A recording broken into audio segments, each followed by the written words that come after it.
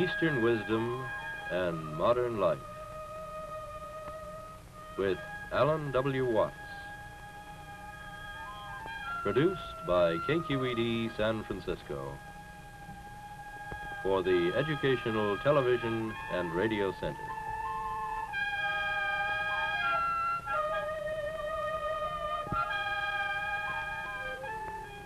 Alan Watts is a scholar, lecturer, and the author of many widely read books on comparative philosophy and religion.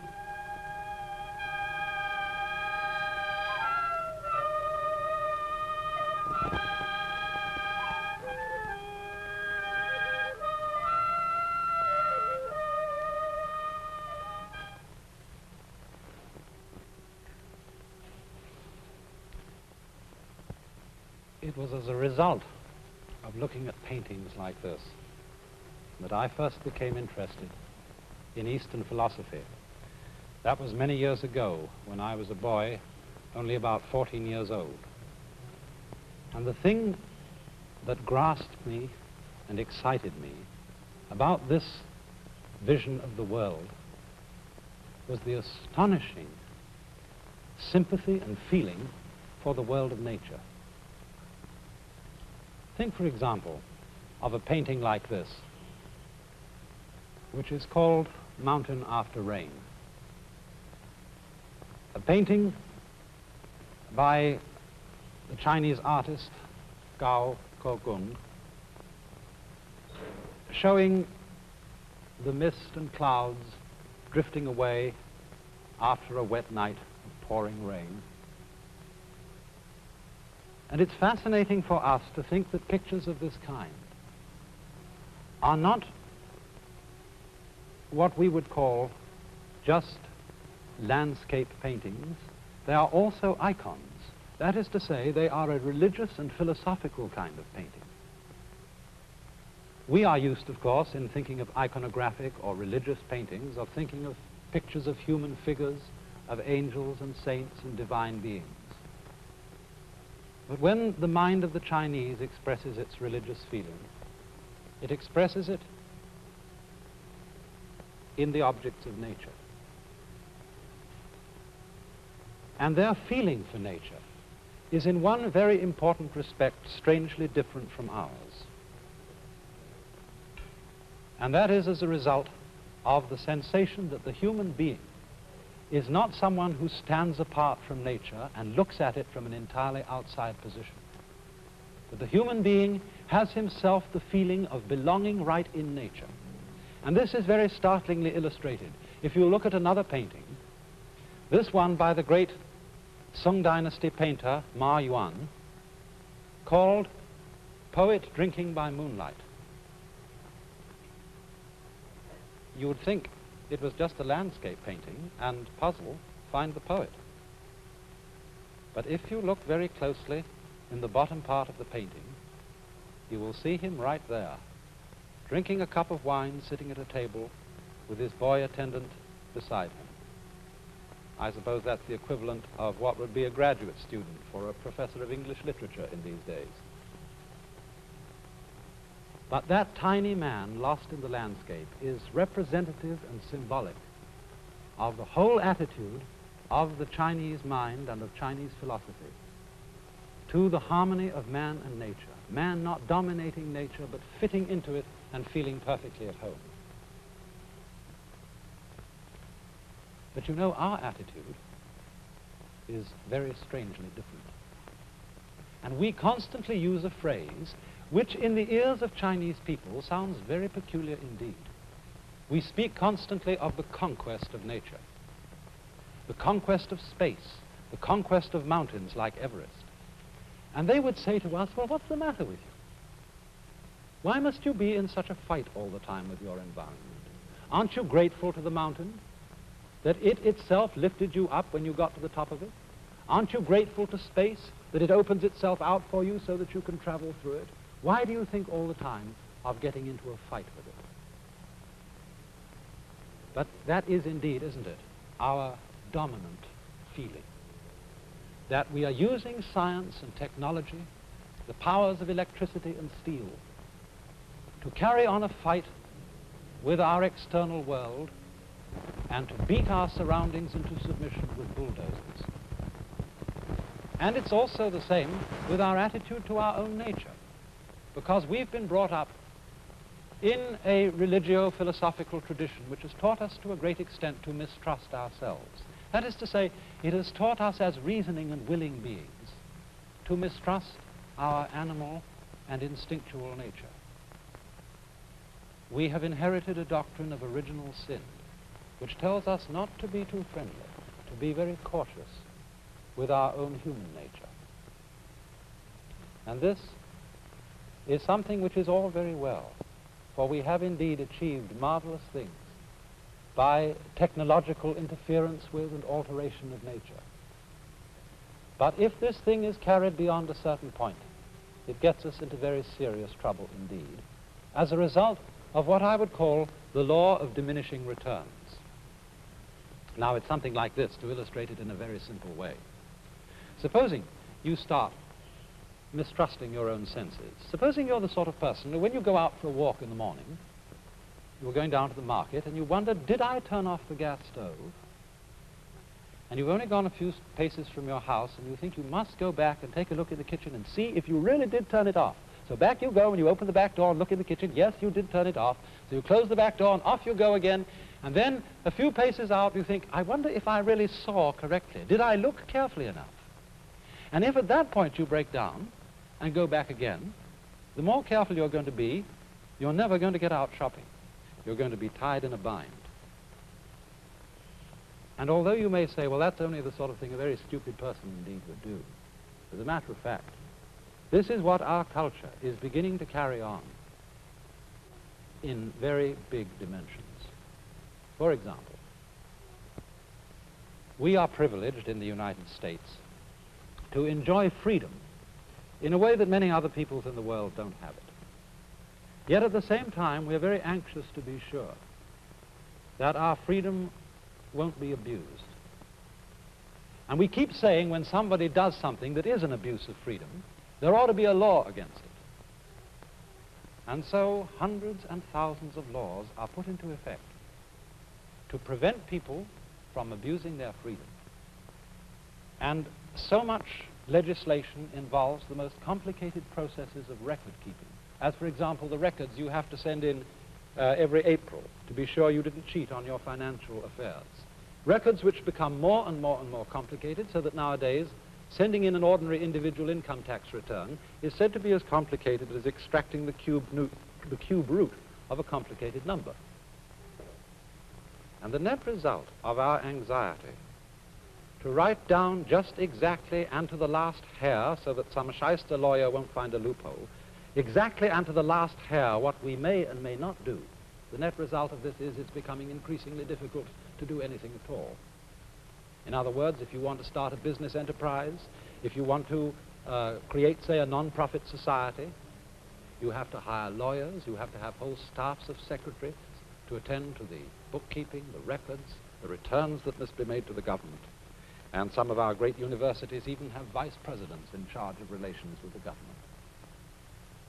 The same thing comes out, for example, also in our animosity to nature in the sense of wanting to obliterate distance. We want to go faster and faster everywhere we go, and so annihilate the span of the earth between ourselves and the place we want to reach. But what is the ultimate result of this? Just think of it. If you're getting faster and faster from point to point and obliterating the distance between points, two things happen. In the first place, all points that are set next to each other by, say, jet propulsion tend to become the same point. In other words, the faster you can get from Los Angeles to Hawaii, the more Hawaii becomes exactly like Los Angeles. And therefore tourists keep asking, well, has it been spoiled yet? And by that they mean, is it just exactly like home? And furthermore, if we begin to think about our goals in life as destinations, as points to which we must get, it begins to cut out all that makes the point worth having. It's like saying, well, instead of giving you a full banana to eat, I will give you the two precise ends of the banana. And that would not be in any sense a satisfactory meal. But that is what happens as we tend to fight our environment and to want to get rid of the wonderful limitation of space and distance. And you know, if we carry this kind of thing to its ultimate extreme, we get into a most extraordinary tangle, which I think I could very well illustrate in this way. Let's go and have a look over here at a sentence which has been written on the board. That is a sentence which is behaving like we are behaving in our mistrust of nature. That is a sentence which fundamentally does not trust itself. And it says of itself, this statement is false. Now, what do you see funny about that? This sentence behaves in an extremely peculiar way. Because if it is true, then it is not true. And if it's not true, then that's what it says, that it isn't true, so it's true.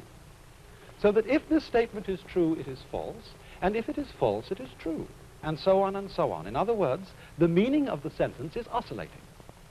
It's shaking from true to false, like an electric bell vibrating. And in other words, you might say that this particular sentence is suffering from anxiety. For anxiety is the condition that comes upon us when we fundamentally mistrust ourselves, when we mistrust our own nature, and are trying to keep such a tight grip on it that we start to tremble, as one's hand starts to tremble if you become extremely anxious to hold it still. Now, Chinese thinking, of which there are really two main currents, the Taoist current and the Confucian. Taoist, that's spelled T-A-O-I-S-T, and Confucian. And both of these main currents of Chinese thought agree on one fundamental principle, and that is that the natural world in which we live and human nature itself must basically be trusted. They would say of a person who can't trust his own nature, well, if you can't trust your own nature, how can you trust your very mistrusting of it? How do you know that that's not wrong, too? And so if you don't trust your own nature, you are as fundamentally balled up as anyone can get. Now, it's interesting to look at the fundamental Chinese word, which we translate as nature, because it has a rather different meaning from the word that we use. In Chinese, nature is written like this. You know that Chinese characters are fundamentally pictures. And this first one is the picture that used to be a face. And so it means oneself, or of itself. And the second character, I don't know what this was originally. It's become now a very abstract figure.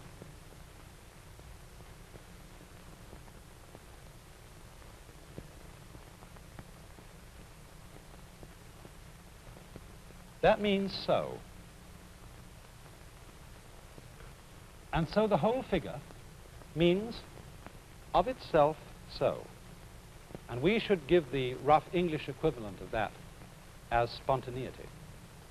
That which happens of itself, just in the same way, for example, that your hair is growing by itself, your heart is beating by itself, so that if you feel your pulse, you get this funny sensation of movement going on inside your body, and you think, oh, I'm not doing that. That's something queer going on inside me over which I have no control.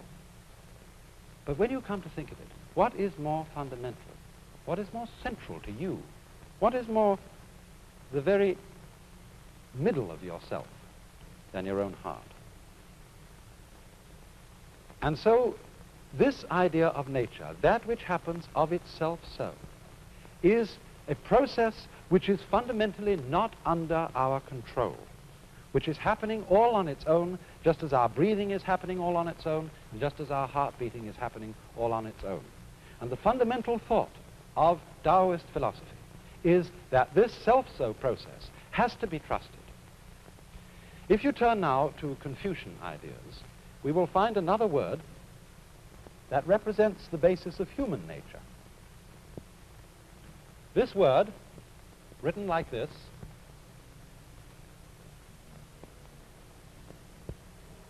has a funny pronunciation.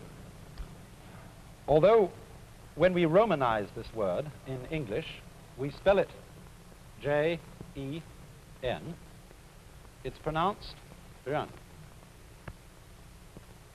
Sort of like rolling an R, or rather saying R but not rolling it. And this word is the cardinal virtue in the whole system of Confucian morality. It's usually translated human-heartedness or humanness. But when Confucius was asked to give a precise definition of it, he refused. He said, you have to feel the meaning of this virtue. You must never put it into words. And the wisdom of his attitude about not defining Yan is simply this,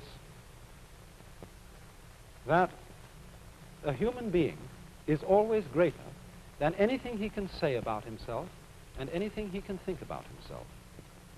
If we formulate ideas about our own nature, about how our own minds and emotions work, those ideas are always going to be qualitatively inferior, that is to say, far less complicated, far less alive than the actual author of the ideas themselves, and that is us.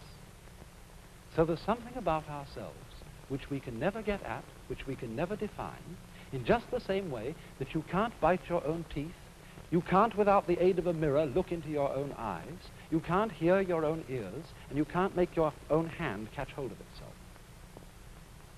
So that you must basically trust this.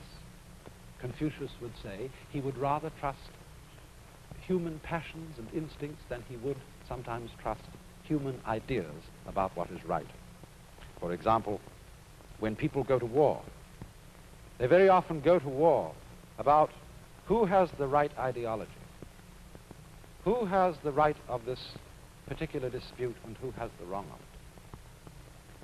And because there can be no agreement, no compromise between principles of right and wrong, ideological wars generally tend to be vastly destructive. On the other hand, when we go to war for simple, ordinary greed, because I am greedy of another people, of another nation, I want to carry off their goods, I want to carry off their women, I will at least be sure in going to war with them that I don't destroy the thing I want to possess. And so, if we are then bound to trust our own nature, this attitude of hands off, of not interfering with oneself beyond a certain point, is called, again in Lao Tzu's Taoist philosophy, this: Wu,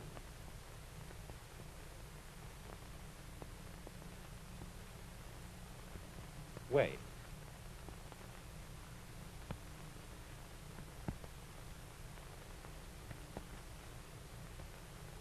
This character means no, not, or don't. And it's said to have been originally based on a picture of bunches of grass tied together like this, indicating that a certain area is taboo. You mustn't step on this area. The ground is sacred. So don't, keep off, is its meaning. And it's possible that this was originally a drawing of a hand over a bird.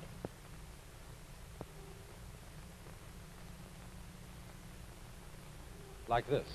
So the meaning of this is grasping a bird. The whole idea is don't grasp the bird. In other words, don't clutch at what is living. If, for instance, you, like sometimes little children, pick up a kitten, and they're so eager to hold the kitten that they squeeze it tightly, and the kitty says, meow, meow, and scratches the child all over the place. It's because he is loving it, he is grasping it too tightly. And so in the same way, we have to allow all living things to let go and manage themselves. Look, supposing if in drawing I wanted to be absolutely certain that my hand didn't go away from a line, and oh, I began to get anxious. Is it going to go straight? And so let's bring in this hand to hold on to it. Oh, let's send this one straight. But now how can I be sure my left hand's going to stay still? Maybe the right one will have to catch hold of it. Oh, and then we're in a total mess.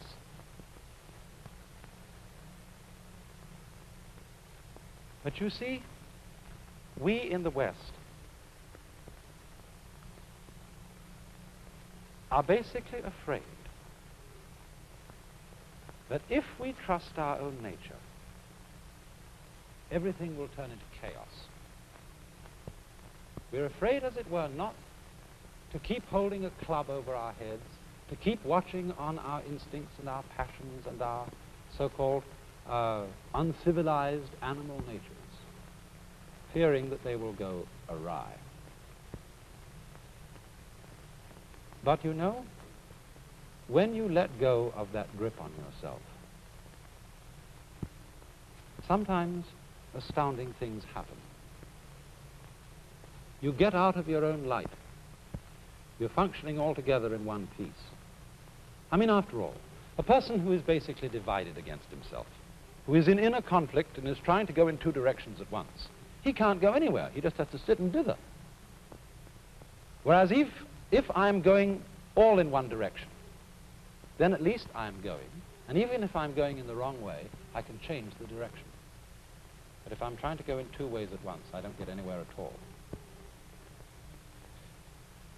Now, artists in the Far East have made a great deal of what they call the controlled accident. Marvelous things which happen as surprises when an artist does not try to dominate his medium, but let his medium itself do some of the work.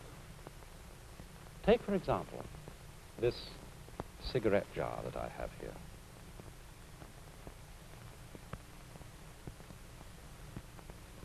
You see the glaze has just been slopped on it with a swift motion of the wrist. And do you notice, as I turn it, that there are all sorts of little flecks of white inside the black outline there.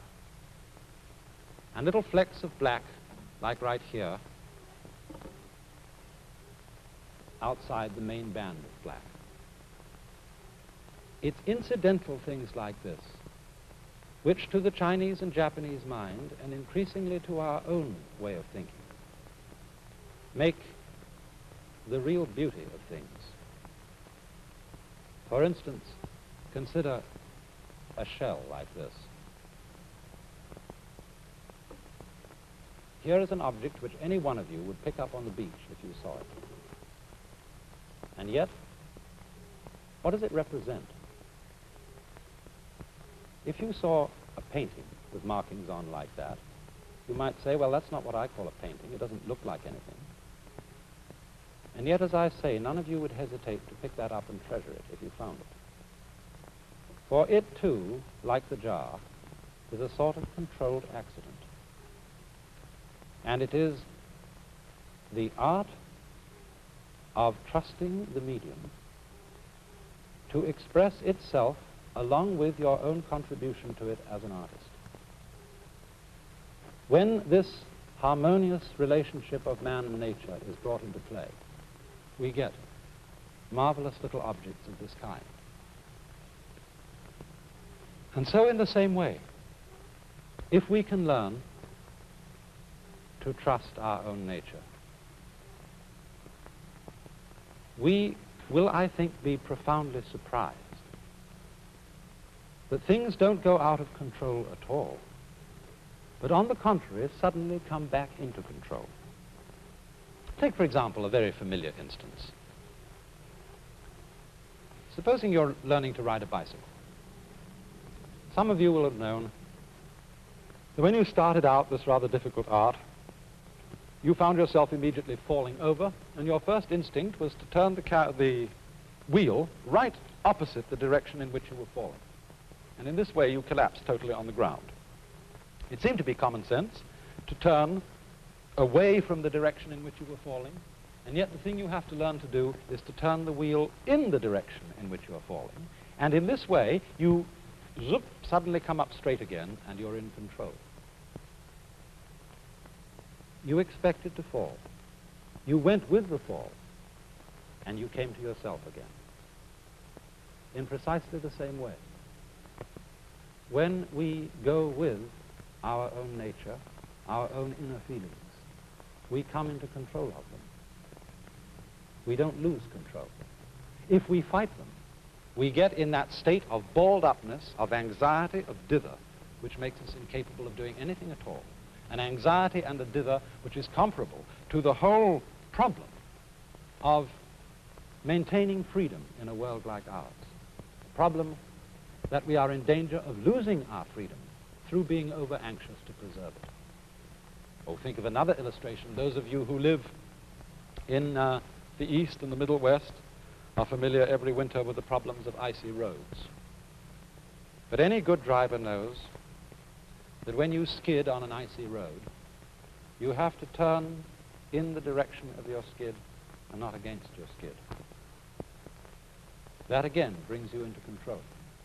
To fight the trend of things, to fight what the Chinese call the Tao, the T-A-O, the way of nature, is to come into conflict with nature so that you can't do anything at all. Or another common example, everybody who ever used a sailing boat knows that if you are going to move, you've got to keep the wind in your sails. Even if you want to go against the wind, you would never dream of turning the boat directly into the path of the wind. So you always have in some way to keep the wind behind you. But when you want to go against the wind, you don't fight the wind, you use the wind. You, in other words, tack against it at an angle so that it blows you into itself. And this is the fundamental principle of Chinese philosophy, which underlies that startling manifestation of it in Japanese wrestling called judo, where you overcome the enemy not by opposing him, but by using his own strength to bring about his downfall. For this is the philosophy of bend and survive, of the strength of weakness, as the willow trees under snow go supple and drop the snow, but the pine with its tough branch piles up the snow and cracks.